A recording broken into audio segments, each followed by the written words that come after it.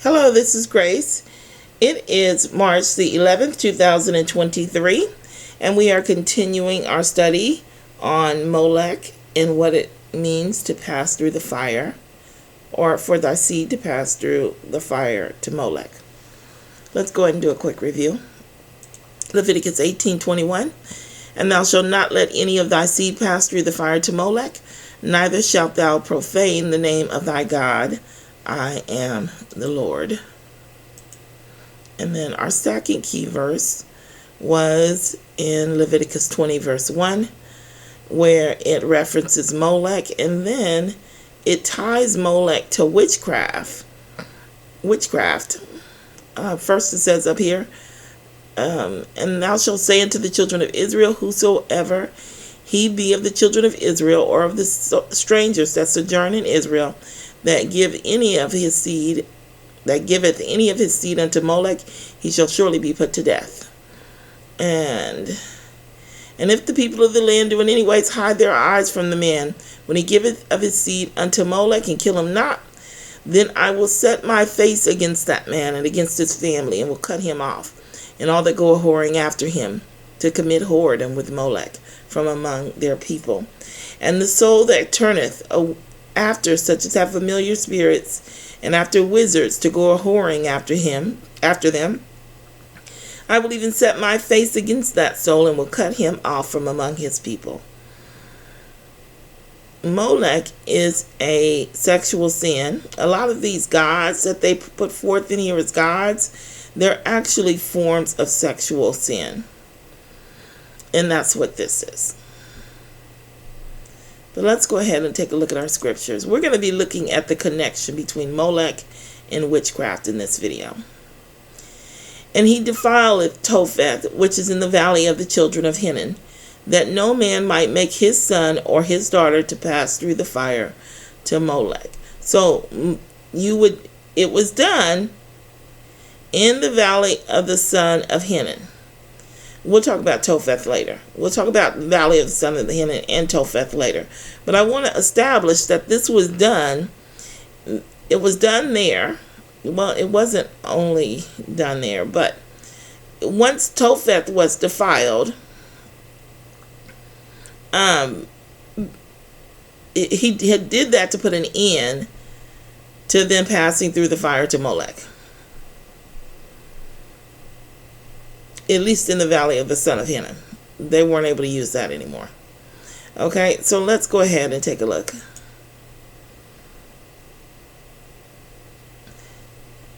And there shall not be found among you any one that make his son or his daughter to pass through the fire, or that uses divination, or an observer of times, or an enchanter, or a witch, or a charmer, or a counselor with familiar spirits, or a consulter with familiar spirits, or a wizard, or a necromancer. For all that do these things are an abomination unto the Lord. And because of these abominations, the Lord thy God does drive them out from before thee. Let's look at this word abomination, because there's two words for abomination, and I can't recall if I included that difference in this study. Properly, something disgusting morally, that is, as noun, an abhorrence, especially idolatry, concretely an idle, abominable custom thing, abomination. So this is morally disgusting. That's the same word, that would be the same word that's used for sodomy, when they speak of Sodom and Gomorrah. 8441. So we're speaking of Manasseh here. We know he started off as a king that went against God, and then he ended up being saved. For he built up again the high places which Hezekiah his father had destroyed, and he reared up the altars of Baal, and made a grove. And we'll go ahead and look up grove. This is when they would. Let's look at high places first. I want you all to understand what high places is. A high place is a sanctuary that they build for their idols. So they would build up a place where you would first make your sacrifice, and then you could go to they would have like an altar of incense or something like that where you could go and make your supplications. But they would also have groves there for sexual sin that they would make all about the high places. The groves could be like caves. They would have grotto, or is it called a grotto? Where you would go in a cave, or you could go, a grove is actually trees. They would have, it would be in a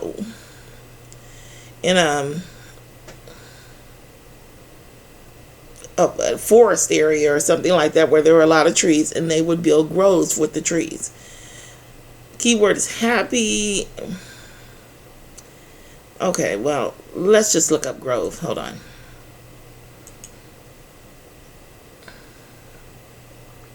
But a high place is really just, it's like a sanctuary. It'll have your sacrificial, your area for your sacrificial offering, and for your altar of incense where you would go to pray or make supplications. A grove is a group of trees that are close together. Oh, that's all there is. Grove is often used as part of the name of a street. I thought they would shape the trees as a cave or something. Okay, so they would just be under the trees that are close together. And that's where they would go and commit their sins. So it would be in like a foresty area where they could have a little bit of privacy amongst a bunch of trees. They would also have grottos. They would go in caves. They would do all of these things. The setting for this is, and I know this because it's not hold on, I have pictures. Hold on. Okay. The setting for this is what the witches would do is they would go and they would dance around in a circle. And we haven't discussed this yet, but Tophet is a totem. It's like a totem that they build high up. But we'll discuss that later. And they would get into a circle and they would dance around and make noise, and for specifically so that the men would come. So that the men would hear and they would know they were there, and then they would go run down that hill and fornicate with them and impregnate them. And they would specifically do it like in an open area, in a wide area, so that they could be seen and heard, and they would do it for the men to come. And I know this because it's not unknown. They talk about it in television, they talk about it in video games. It's like a thing. It's a dance that they did for men. And the men would come. And they knew what the dance was. They knew what the signal was. I don't know. I mean, I've never seen it gone into detail like that in any on any program or anything. But they would dance specifically for men to come down to come and be with them. So anyway, the pictures. So this is one. Now this has them with, you know what? Let me see. I said that Lady Gaga was with demons, and the Bible does call them demons, but she did not call them a demon. They are to her angels, and I think that I really wish I would have called them angels then, and I hope I apologize if I offended her, but. Because they are angels. They're not, they are angels. They're fallen angels, but they're still angels, okay? So, but here they have them pictured with, of course, the goat-like creature. But angels don't really look like that. They're still angels. But they have them pictured with the goat-like creatures here so that you'll know that they represent demons. But they would literally dance around in circles like this. And they would make noise for the men to come. And then that's when they would, here they have men with them here. That's when they would do their thing. Yeah, you still see it on television today and video games. I think I saw it first in a video game somewhere. But yeah, it's known. And they would dance specifically for men to come. And usually they would sacrifice a goat or something like that. Or I don't know if, I think a goat, or they sacrifice something. Anyway, so he built up again the high places which Hezekiah, his father, had destroyed, and he reared up altars for Baal. See, this is what I'm telling you. It has nothing to do with some god named Molech. No, these people were worshiping Baal. Molech was a kind of sin. There's a scripture that says, I don't know, Molech was just a fornication as best I can tell. I don't know why they have all of these sexual sins named as though they were actual gods. I haven't quite figured that part out yet. Maybe I need to read a little bit more, or maybe I'm missing something. I'm not sure. But this is what they've done. They've named the actual sexual sin as though it were an actual god. But they were worshiping Baal. Anyway, reared up altars unto Baal and made a grove, as did Ahab king of Israel, and worshipped all the host of heaven and served them. And he made his son, unless Baal worship, because it says they reared up altars to Baal, and then they worship all the host of heaven. Maybe I'm not up on my idol worship. I don't know enough details about it yet to make understanding of that. Anyway, and he made his sons pass through the fire, and observed times and enchantments, and dealt with familiar spirits and wizards. He wrought much wickedness in the sight of the Lord to provoke him to anger.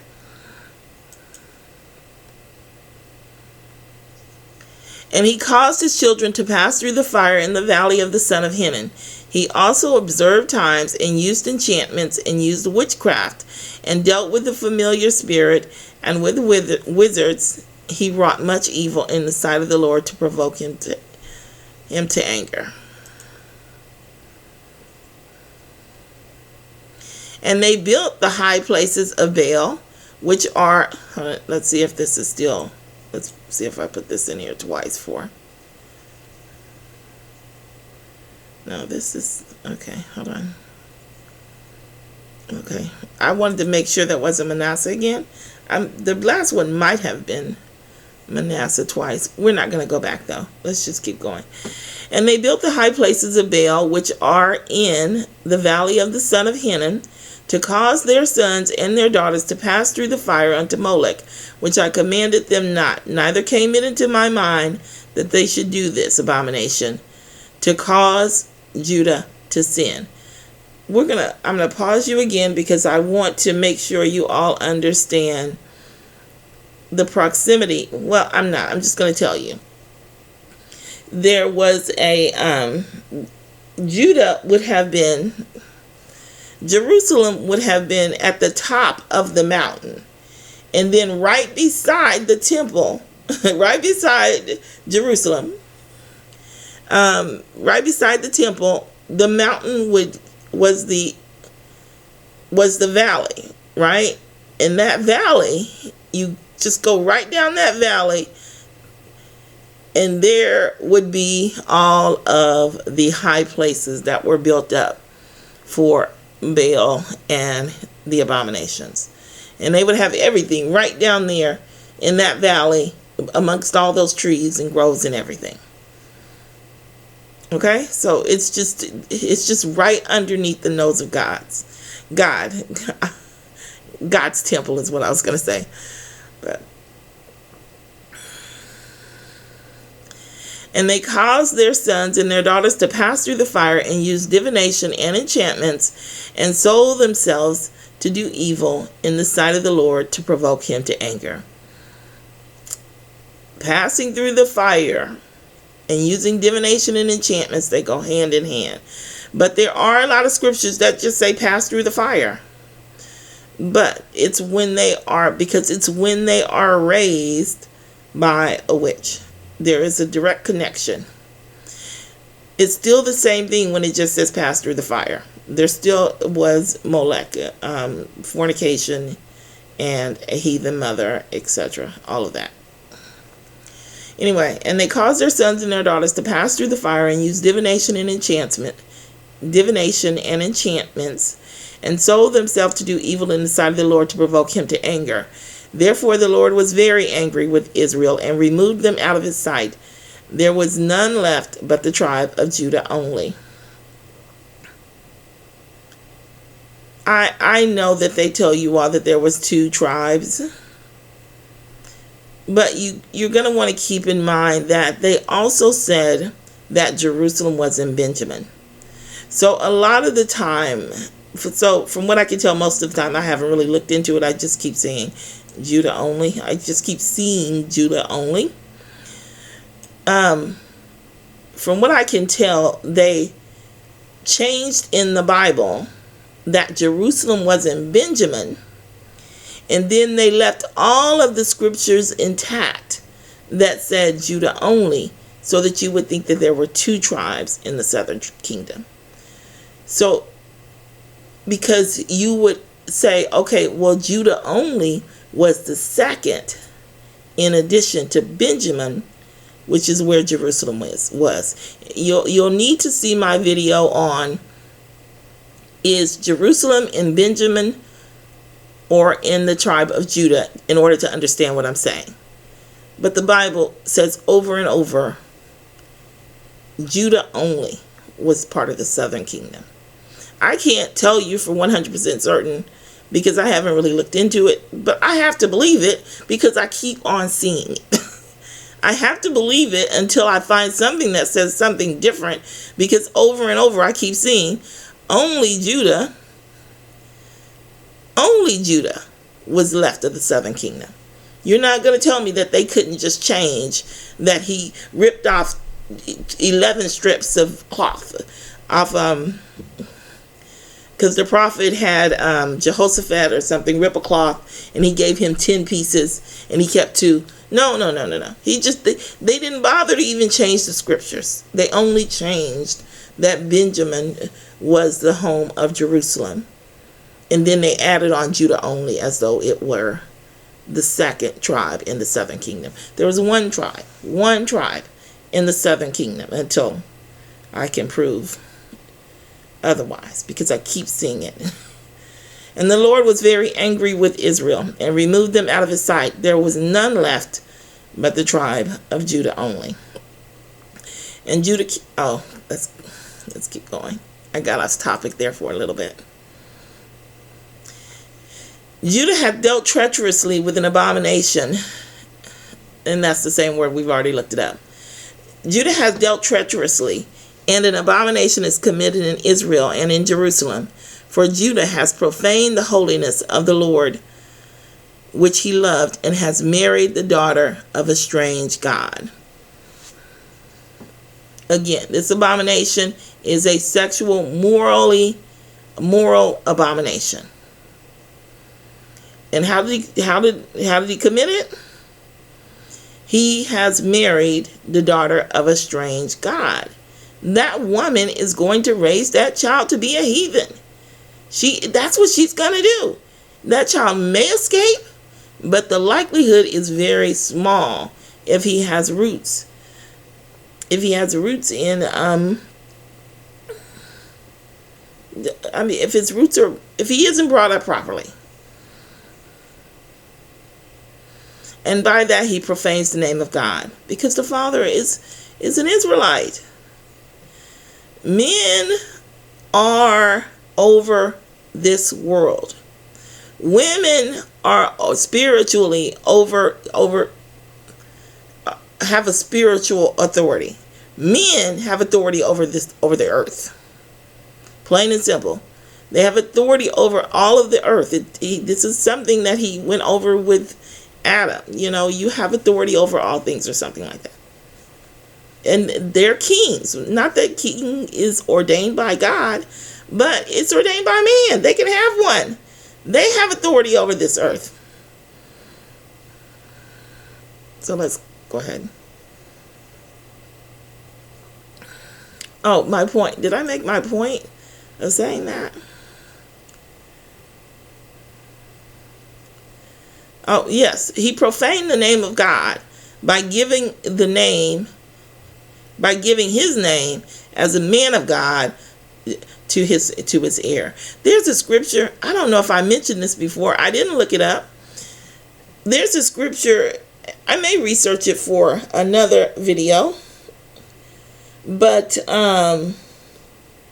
it said that why has Gad been displaced? So all of the land that was supposed to belong to the children of Israel was now in heathen hands because of things like this. Thou shalt not sow thy vineyard with diverse seeds, lest the fruit of thy seed which thou hast sown and the fruit of thy vineyard be defiled. I included these in here because I made mention of it in the previous video, but I didn't give you the scriptures. So I brought the scriptures into this video. We're going to read through this. I don't know if we need all of this. I need to establish a context so that you can see that this has absolutely nothing to do with a vineyard. This is about marriage. So let's take a look. Thou shalt not see thy brothers. All of these laws, what you're going to see is all of the laws at the top are going to be about how to live in relation to your brother and your environment. And then it's going to suddenly change. But it's not obvious. I just don't want to read all of this, but we're going to read a lot of it. Thou shalt not see thy brother's ox or his sheep go astray, and hide thyself from them. Thou shalt in any case bring them again unto thy brother. And if thy brother be not nigh unto thee, or if thou know him not, then thou shalt bring it unto thine own house, and it shall be with thee until thy brother seek after it, and thou shalt restore it to him again. In like manner thou shalt do with the ass, and so shalt thou do with the raiment, etc., etc. And we'll skip down here. And a woman shall not wear that which pertaineth to a man, because you don't want to deceive anyone. Wait a second. This is about something deeper, so we're going to have to bypass that. If a bird's nest, here's something for your environment. If a bird's nest chance to be before thee in the way, in any tree or on the ground, whether they be young ones or eggs, and the dam sitting upon the young or upon the eggs, thou shalt not take the dam with the young, but thou shalt in any wise let the dam go.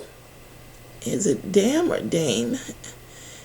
Let the dam go, and take the young to thee, that it may be well with thee, and that thou mayest prolong thy days. Why? Because you don't have authority to make the animals extinct. You can't take the animal and the mother and the father and all the kids. You can't do that. You have to leave room for the environment to replace itself. And this helps you and your fellow man. It's the way that you live within your environment. When thou buildest a new house, thou shalt make a battlement for thy roof, that thou bring not blood upon thine house, if any man fall from thence. These are laws that you do for your fellow men. Then you come here and it says, thou shalt not sow thy vineyard with diverse seeds, lest the fruit of thy seed which thou hast sown and the fruit of thy vineyard be defiled. Thou shalt not plow with an ox and an ass together. Thou shalt not wear garments of diverse sorts of woolen and of linen together. I haven't figured this out because this seems to be out of place. Were this not here, all three of these verses would be right under this. It would slide right into sexual immorality. This break here, I didn't spend a lot of time on it because I just haven't looked at that at all. Fringes, I don't know anything about it. But these three verses here are supposed to be down here with the sexually immoral. We're just going to leave that immoral because I don't know. You don't sow your vineyard with diverse seeds. You don't impregnate heathen with your Christian children or your Israelite children. lest the fruit of thy seed which thou hast sown, and the fruit of thy vineyard be defiled. It's the exact same thing as, well, we're going to look at the verse next, which is going to tell you that your fruit will be defiled. Oh no, this is going to say you're going to mess up. Thou shalt not plow an ox and an ass together. They're not going to work together. An ox will move. An ass is just going to sit there and be stubborn. You can't control those asses like that. Not from what I understand. But you can get an ox to work, and they seem to understand. If you look at them in the Bible, they seem to have a pretty high intellect. Oxes do. They can be stoned. If you can stone them, they seem to. That to me means that they have intellect over what they're doing. Thou shalt not wear a garment of diverse sorts, as of woolen and linen together. Wool regulates your body into warmth. Linen does the exact opposite, making your body cool. All of these pertain to relationship. All of them.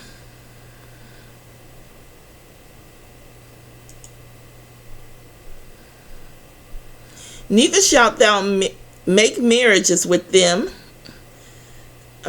Let's go up here. And when the Lord thy God shall deliver them before thee, thou shalt smite them and utterly destroy them. Thou shalt make no covenant with them, nor show mercy unto them. Neither shalt thou make marriage with them. Thy daughter shall not give unto his son, nor his daughter shalt thou take unto thy son, for they will turn away thy son from following me, that they may serve other gods. So will the anger of the Lord be kindled against you and destroy thee suddenly. Even Solomon, the wisest man in the world, he was able to withstand the women in his young youth. But then when he got older, he turned away from God. He came back. Thank goodness he would turn back to God. But even the wisest man in the world turned away from God because of women. You will turn away. You will. Because they have forsaken me and have estranged this place. Okay, hold on a moment. I just have to say real quick. The warning is not to women.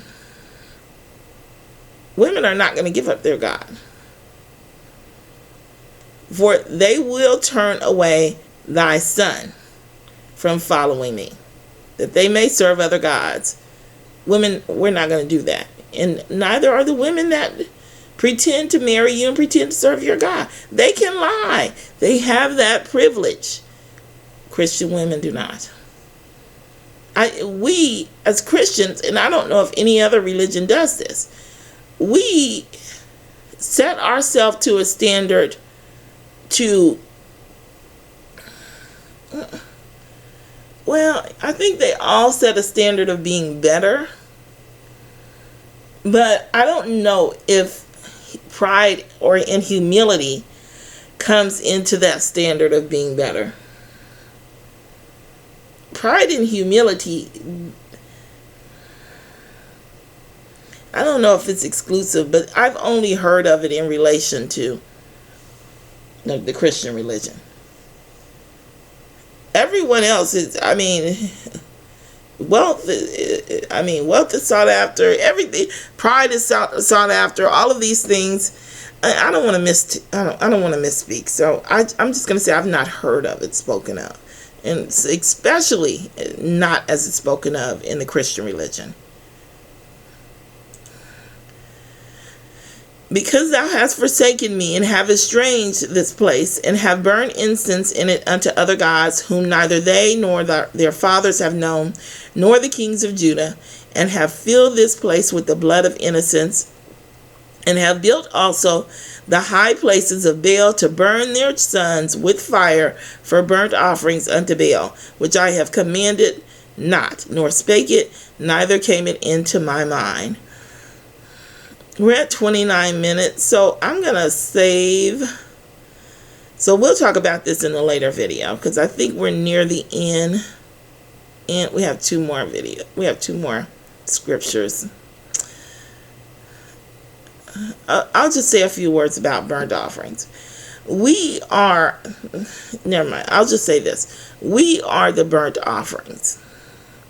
We are the burnt offerings. When it says they burnt incense unto other gods, they're petitioning other gods for favor. Think about our sanctuary. All right, I'm talking about it anyway. You want to think about our sanctuary. I'm trying to stop myself from talking about this, but I can't. I want you to understand. You first go in, and what's the first thing you see? You see the altar of sacrifice. So you make your sacrifice. And then once you make your sacrifice, then you move forward to the sanctuary. There's something about the porch. You go onto the porch, into the sanctuary, where you make your petition to God. Now, I don't know if women were allowed in the sanctuary or not, but I know men would go in that sanctuary and make their petition to God. They don't seem to picture that for you when they talk about the sacrificial system. But that's the way it was. A couple of men at least I know, have gone into that sanctuary and held on to the horns of the altar. It was